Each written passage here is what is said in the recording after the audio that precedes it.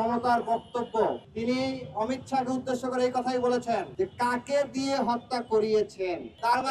তার মানে এই হত্যা কে করিয়েছে? এই হত্যার সাথে সরাসরি জড়িত কে? অমিত শাহ।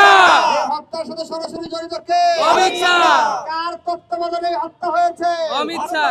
মাননীয় প্রধানমন্ত্রী আমাদের শহীদ ওসমান হাদি ভাইয়ের কবর জিয়ারত করেছেন, আমরা তাকে ধন্যবাদ জানাই। কিন্তু এরপরে তিনি আজকে ক্ষমতায় চলে এসেছেন, 3 মাস হয়ে গিয়েছে, এখন পর্যন্ত তার মুখ থেকে শহীদ ওসমান হাদির বিচার করবেন এইরকম বলিষ্ঠ কোনো শব্দ চয়ন শোনা যায় নাই।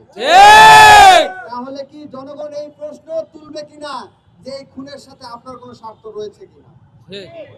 আজকে আমরা যে জন্য দাঁড়িয়েছি আমাদের প্রিয় ভাই শহীদ ওসমান হাদি ভাইয়ের খুনের বিচারের জন্য, আমাদেরকে মমতার বক্তব্যের শব্দ চয়নগুলো বুঝতে হবে। তিনি অমিত শাহকে উদ্দেশ্য করে এই কথাই বলেছেন যে কাকে দিয়ে হত্যা করিয়েছেন, কাকে দিয়ে হত্যা করিয়েছেন।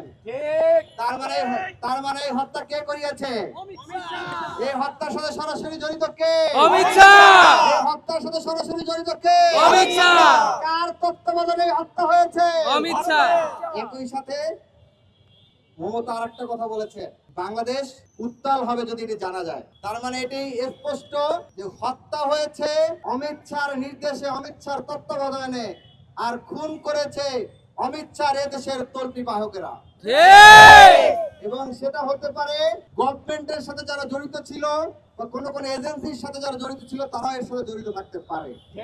কারণ তা না হলে রাষ্ট্রায়ত্ত সংস্থা যদি জড়িত না থাকে তাহলে কোনোভাবেই স্বল্প সময়ের মধ্যে সীমান্ত ক্রস করা সম্ভব নয়।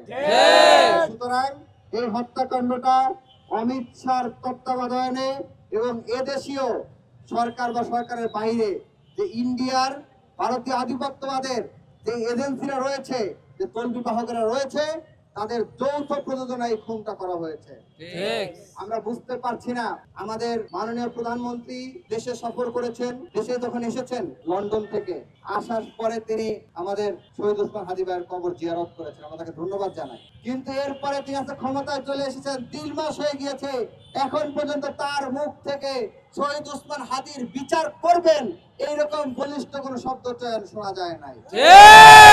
তাহলে কি জনগণ এই প্রশ্ন তুলবে কিনা যে এই খুনের সাথে আপনার কোনো স্বার্থ রয়েছে কিনা?